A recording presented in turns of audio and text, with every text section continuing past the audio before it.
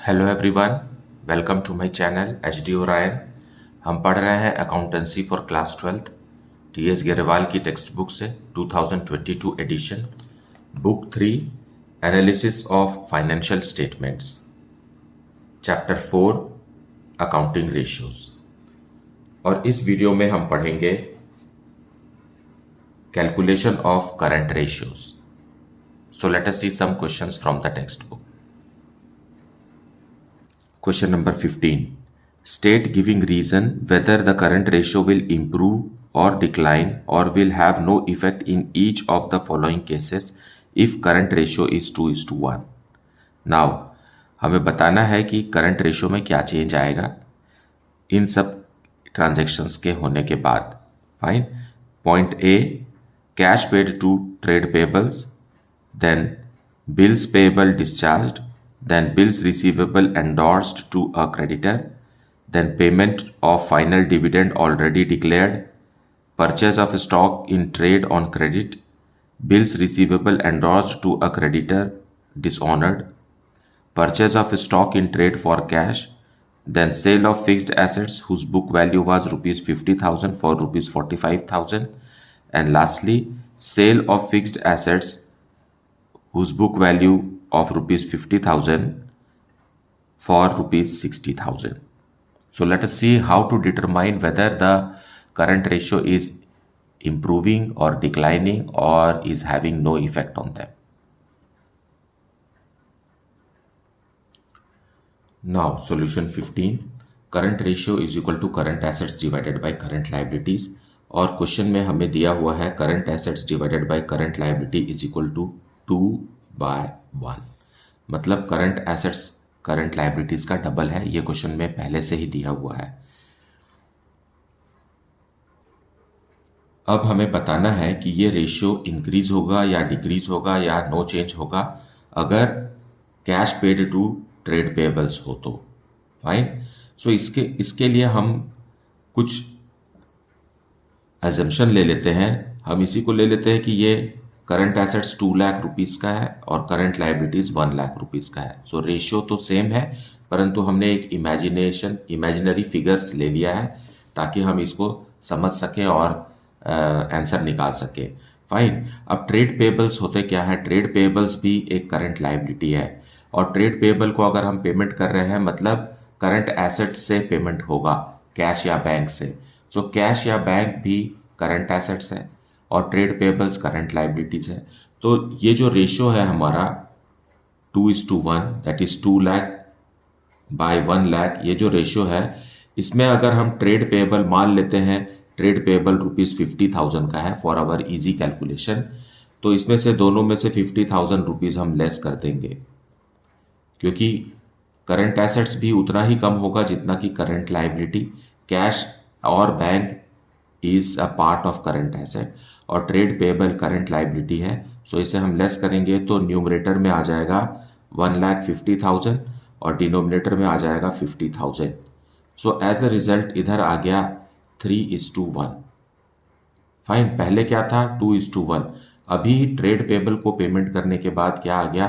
3:1। So what is the answer? Answer is the ratio will improve. Fine. आपको करना क्या है? वैसे तो आप बिना इमेजिनरी फिगर लेकर के भी आप समझ सकते हैं, सोच सकते हैं, लेकिन अगर आपको मुश्किल होता है तो आप इमेजिनरी फिगर्स में इस तरीके से सेट कर लीजिए और उससे अगर आपको 2 से ज़्यादा मिल रहा है रेशियो तो इम्प्रूव हो रहा है। सो जैसा कि इसमें हमने किया है। Now second point is what will be the effect on current ratio when bills payables are discharged। Now bills payables are discharged में हम मान लेते हैं कि बिल्स पेबल कितने का है? 20,000 रुपीज़ का है। ये हमने एज्यूम किया हुआ है और हमारे पास पहले से ही रेशियो दिया हुआ है 2 लाख बाई 1 लाख और हम बिल्स पेबल को डिस्चार्ज करेंगे, मतलब बिल्स पेबल का भुगतान करेंगे तो कैश कम हो जाएगा, तो करंट एसेट से कम हो गया और बिल्स पेबल भी करंट लायबिलिटी है, वो भी कम हो जाएगा। सो सेम है, ए और बी का अप्रोच और अंडरस्टैंडिंग सेम है। तो न्यूमरेटर में आ जाएगा रुपीज़ 1,80,000 और डिनोमिनेटर में आ जाएगा रुपीज़ 80,000। फाइन, इसे आप डिवाइड करेंगे तो आएगा 2.5:1। सो यहाँ भी 2 से ज़्यादा है रेशियो, तो आंसर है इम्प्रूव। आप यहाँ 50,000 लेकर के भी बना सकते थे, जैसे कि हमने पहले बनाया है 50,000। इससे कैलकुलेशन और भी इजी हो गया था। ये देखिए 3/1 साफ साफ दिखाई दे रहा था। यहाँ मैंने एक दूसरा फिगर लिया हुआ है ताकि आप समझ सकें कि कोई भी अमाउंट लेकर के आप रेशियो को कैलकुलेट कर सकते हैं। अगर 2 से ज़्यादा है तो इम्प्रूव हो रहा है, 2 से अगर कम आ रहा है तो डिक्रीज हो रहा है, और अगर कोई चेंज नहीं है तो नो चेंज है। अब पॉइंट सी में लिखा है bills receivable endorsed to a creditor. Bills receivable एक करंट एसेट है और क्रेडिटर एक करंट लायबिलिटी है। फाइन, मतलब असर तो कुछ होगा ही। और हमारे पास रेशियो पहले से ही दिया हुआ है 2 लाख, हमने एज्यूम कर लिया है 2:1 को, 2 लाख:1 लाख। अब इसमें से हमें बिल्स रिसीवेबल देना है, तो बिल्स रिसीवेबल मान लीजिए बिल्स रिसीवेबल ₹50,000 का है ना। For our easy calculation we are making taking this. So bills receivable हमने दे दिया तो करंट एसेट के लिस्ट से वो हट गया। उसी तरीके से वो किसको मिला, बिल्स रिसीवेबल क्रेडिटर्स को मिला। So as a result creditors भी, जो कि करंट लायबिलिटी है, कम हो गया। सो आंसर वही आ गया, 1,50,000 न्यूमरेटर में एंड 50,000 डिनोमिनेटर में। Now it is easy to cancel this, so it is 3:1। So 2:1 से बढ़ करके 3:1 हो गया है। So the answer is the ratio will improve. Now point D, payment of final dividend already declared. इसका भी सेम आंसर है, जैसा कि हमारे पास पहले ही रेशियो दिया हुआ है 2 लाख/1 लाख। ये तो गिवन रेशियो है जिसे हमने रुपीस में एज्यूम कर लिया है। अब फाइनल डिविडेंड डिक्लेयर हो चुका है, मतलब फाइनल डिविडेंड क्या है, करंट लायबिलिटी है। फाइन, और उसे हम क्या कर रहे हैं, पे कर रहे हैं, तो कैश या बैंक से ही पे करेंगे जो कि करंट एसेट है। सो मान लीजिए वो कोई भी अमाउंट रख सकते हैं, ₹25,000 ले लीजिए। सो 25,000 रुपीज़ हम दोनों में से लेस कर देंगे, क्योंकि फाइनल डिविडेंड पे हो गया, मतलब करंट लायबिलिटी कम हो गई और कैश भी कम हो गया। सो न्यूमरेटर में आ जाएगा 1,75,000 और डिनोमिनेटर में आ जाएगा ₹75,000। Now you cancel it and see whether it is more than और लेस देन और equal to 2:1। It is coming 2.33:1, मतलब ये 2 से ज्यादा है। So as a result answer is it will improve.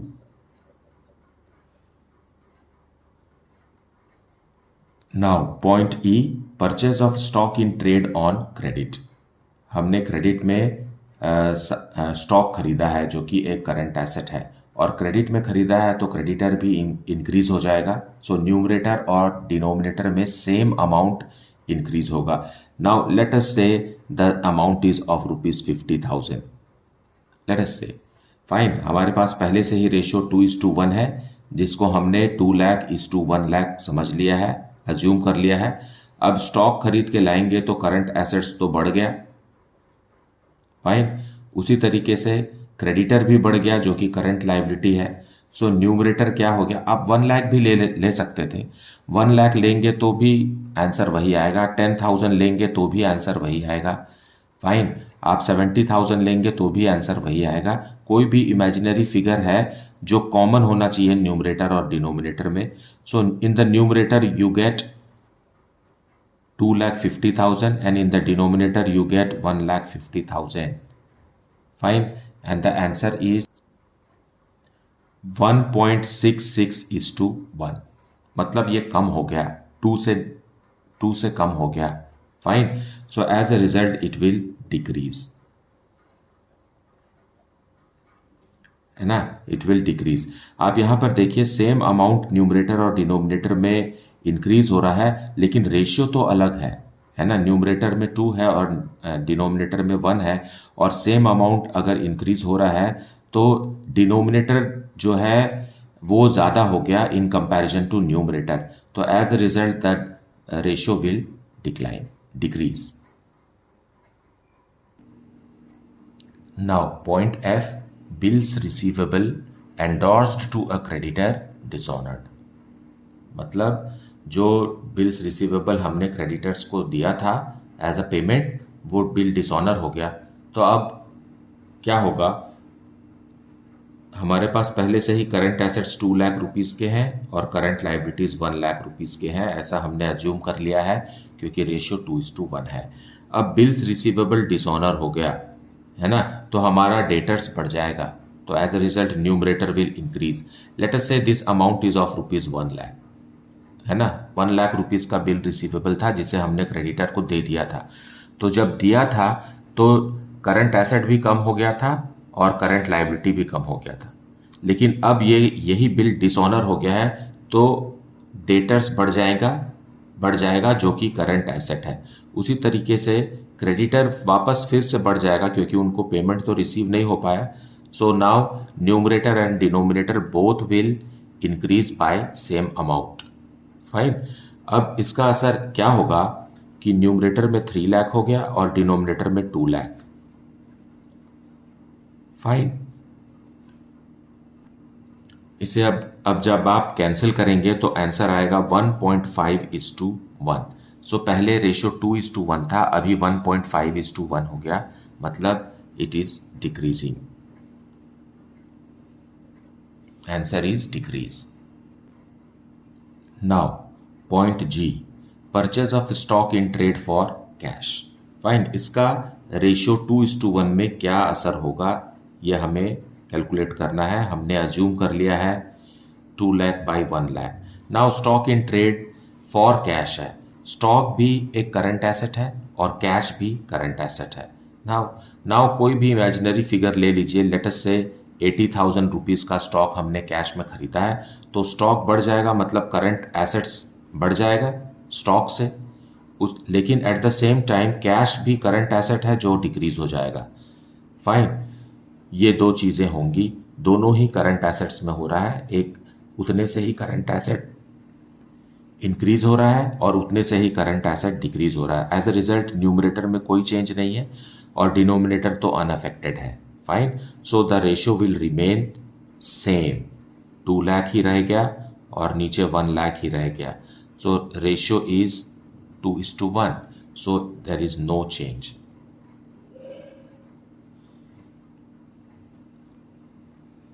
Now point H है सेल ऑफ फिक्स्ड एसेट्स, जिसका book value 50,000 था उसे हमने 45,000 में बेच दिया। फाइन। नाउ फिक्स्ड एसेट है, करंट एसेट नहीं है, लेकिन कैश जो जनरेट हो रहा है यहाँ बेचने से वो एक करंट एसेट है, तो न्यूमरेटर में तो असर होगा, है ना, लेकिन डिनोमिनेटर करंट लायबिलिटी का इससे कोई लेना देना नहीं है। फाइन। हमारे पास पहले से ही रेशियो है जो हमने अज्यूम किया हुआ है 2 लाख बाई 1 लाख। इसमें इस ट्रांजैक्शन का क्या फ़र्क पड़ेगा कि 45,000 रुपीज़ का कैश इंक्रीज हो जाएगा जो कि एक करंट एसेट है। फाइन। और करंट लायबिलिटी में कोई भी फ़र्क नहीं पड़ेगा। और ये 50,000 बुक वैल्यू करंट एसेट नहीं है क्योंकि ये फिक्स्ड एसेट है, ये नॉन करंट एसेट है, तो ये नॉन करंट एसेट के लिस्ट से कम होगा 50,000। करंट एसेट में इसका कोई भी इफेक्ट नहीं आएगा। Now as a result numerator has increased. Fine. In the numerator you have got 2,45,000 and in the denominator it is 1 lakh. So what is the ratio now? 2.45:1. So as a result the answer is it will improve. Point I. Sale of fixed assets of book value ₹50,000 for ₹60,000. Fine. Same है, ये दोनों same है, यहाँ पर loss हो रहा है और यहाँ पर प्रॉफिट हो रहा है, लेकिन उसके बावजूद भी करंट एसेट तो इंक्रीज होगा लेकिन करंट लायबिलिटी इंक्रीज नहीं होगा। प्रॉफिट या लॉस जो यहाँ जनरेट हो रहा है that is not a part of current asset और current liability, so that will not affect it. 2 lakh rupees numerator में है और 1 लाख रुपीज़ डिनोमिनेटर में है।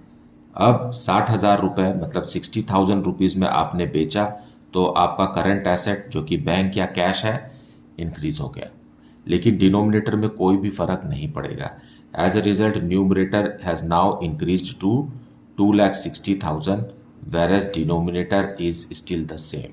So the answer is 2.6:1. So 2 से ज़्यादा है ये, है ना. So answer is improve. The ratio will improve. Now, let us see question number 16. From the following information, calculate liquid ratio. Fine. यहाँ पर दिया हुआ है current assets ₹2 lakh, inventories ₹50,000, prepaid expenses ₹10,000, trade receivables ₹1 lakh and current liabilities ₹70,000. Now current assets दिया हुआ है 2 लाख. इसका मतलब ये है कि इन्वेंट्रीज और प्रीपेड एक्सपेंसेस भी तो करंट एसेट्स हैं. सो ये दोनों ऑलरेडी इसमें इंक्लूडेड है और ये इंफॉर्मेशन हमें लिक्विड एसेट कैलकुलेट करने के लिए दिया हुआ है, क्योंकि liquid ratio is equal to liquid asset divided by current liabilities. So liquid asset में क्या होता है, current assets minus inventories and minus prepaid expenses. ये रूल है, ये फॉर्मूला है. तो करंट एसेट के लिस्ट में से अगर हम ये दो आइटम जो कि इन्वेंट्रीज और प्रीपेड एक्सपेंसेस है लेस कर देंगे तो आ जाएगा liquid asset. Fine, liquid asset. और डिनोमिनेटर में करंट लायबिलिटी है तो हमें सिर्फ ये लेना है.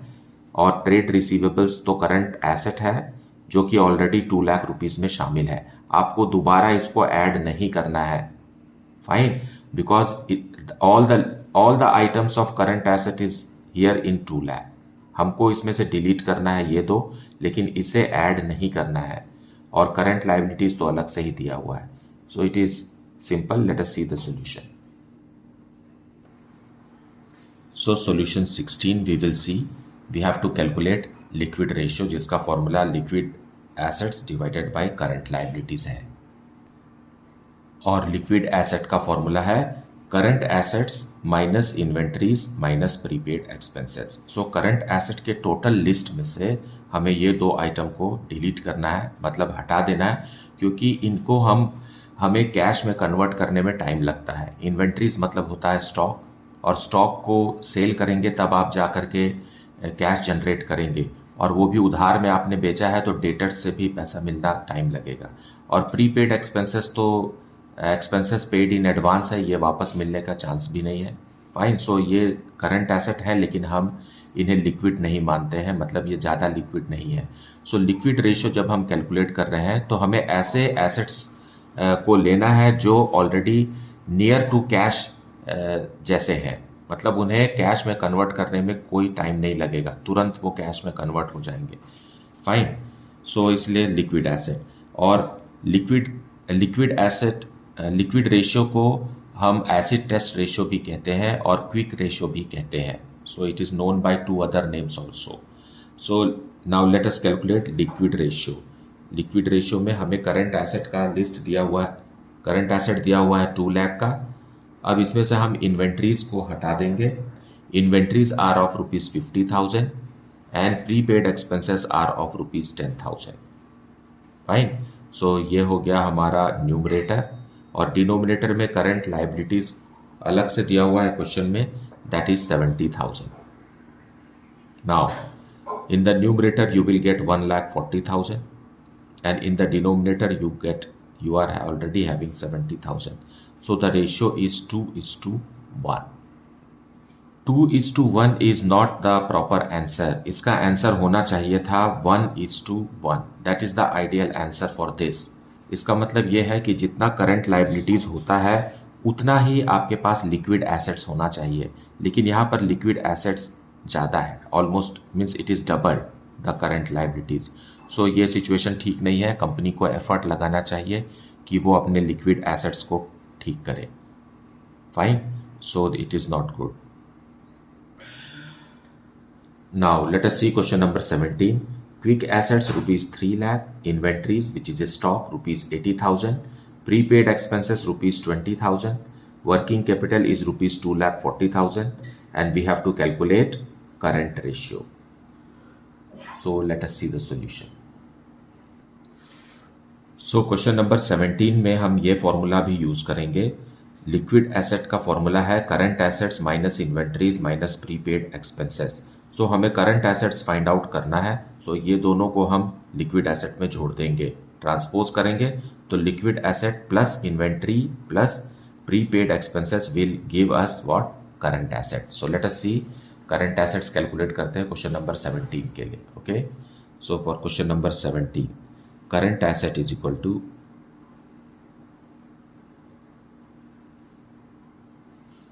लिक्विड एसेट दिया हुआ है, क्विक एसेट है जिसे क्विक एसेट भी कहते हैं 3 लाख रुपीज़ का. इसमें हम इन्वेंट्रीज ऐड करेंगे that is of rupees 80,000 and prepaid expenses भी एंड विच इज़ 20,000.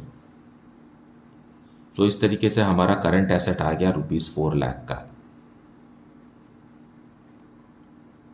और वर्किंग कैपिटल का फॉर्मूला है current assets minus current liabilities. Working capital question में हमें दिया हुआ है that is rupees 2,40,000. So 2,40,000 is equal to current asset that is 4 lakh minus current liabilities. So from this we can calculate current liabilities. Transpose कर दीजिए आप, ये आ जाएगा, ये 4 लाख माइनस लिख देता हूँ मैं, 4 lakh minus 2,40,000. So it is coming how much, 1,60,000 is our current liabilities. अब हमें करंट रेशियो कैलकुलेट करना है और करंट रेशियो का फॉर्मूला है current assets divided by current liabilities. So हमें पता है करंट एसेट्स 4 लाख का है. So we will write here, values put करेंगे फॉर्मूला में, 4 lakh divided by 1,60,000. So it is 2.5:1. Fine, this is our answer. लेकिन इसका ख्याल रखिए आप कि वैसे तो आप इसे रिड्यूस करेंगे तो जो भी लिखेंगे वो आंसर है, लेकिन हमें हमेशा करंट लायबिलिटीज़ को 1 शो करना है. तो इसलिए करंट एसेट्स जो रहेगा वो पॉइंट्स में भी आ सकता है, और जबकि करंट लायबिलिटी को हमें 1 शो करना है. इसका मतलब ये है कि हम ये बताना चाह रहे हैं कि करंट एसेट्स जो है वो करंट लायबिलिटीज़ का कितना गुना है. यहाँ पर ये 2.5 टाइम्स है. Current assets is 2.5 times the current liabilities. Fine, so इसलिए हम करंट लायबिलिटी को 1 शो करते हैं ताकि पता चल सके कि करंट एसेट्स जो है वो हाउ मनी टाइम्स है करंट लायबिलिटी का. Fine, question number 18, current assets rupees 6 lakh, inventories rupees 1,20,000, working capital is rupees 5,04,000. Calculate quick ratio. Quick ratio is equal to quick assets divided by current liabilities. Quick assets और liquid assets same है, मतलब नाम उसका अलग अलग है. So quick assets यहाँ क्योंकि क्विक रेशियो वर्ड यूज़ हो रहा है इसलिए क्विक एसेट बोल रहे हैं हम. अब क्विक एसेट का फॉर्मूला भी वही है जो लिक्विड एसेट का है, current assets minus inventories minus prepaid expenses. और क्वेश्चन में प्रीपेड एक्सपेंसेस नहीं दिया है, मतलब ये 0 है. फाइन, सो हम क्विक एसेट कैलकुलेट करेंगे. Quick asset is equal to 6 lakh का करंट एसेट है minus inventories that is rupees 1,20,000. So quick asset आ गया रुपीज़ 4,80,000 का. नाउ हमें पता है वर्किंग कैपिटल क्या है. Working capital is equal to current assets minus current liabilities. Okay, so current assets minus current liabilities. अब करंट एसेट्स है रुपीज़ 6 लाख और करंट लायबिलिटी है हमें पता नहीं, और वर्किंग कैपिटल दिया हुआ है 5,04,000. सो करंट लायबिलिटी कैलकुलेट हो जाएगा 6 लाख माइनस 5,04,000. करंट लायबिलिटी आ गया rupees 96,000. Now quick ratio is equal to quick asset divided by current liabilities which is equal to rupees 4,80,000. ये quick asset divided by current liabilities that is 96,000 and the answer is 5:1. Now this is the answer जो कि बहुत ज़्यादा है. इसका ideal answer क्या होना चाहिए? 1:1 is the ideal answer for quick ratio. और यहाँ आंसर आ रहा है 5:1 जो कि बहुत ज़्यादा है. कंपनी को अपने करंट एसेट्स को ठीक से मैनेज करना चाहिए. बहुत सारा कैश और स्टॉक और दूसरे करंट एसेट्स जो है वो आइडल एंड अनप्रोडक्टिव कंपनी के पास रखे हुए हैं, which is not good. Fine. So the company should make effort to convert it near to 1:1. मुझे उम्मीद है आपने वीडियो को पूरा अच्छे से देखा है और एक्सप्लेनेशन को भी अच्छे से सुना है. इसके बावजूद अगर कुछ डाउट है then please put it in the comment section. Thank you so much for liking, subscribing and sharing this channel. And if you have not yet, then please do like it, subscribe it and share it with your friends. Thank you so much for watching the video.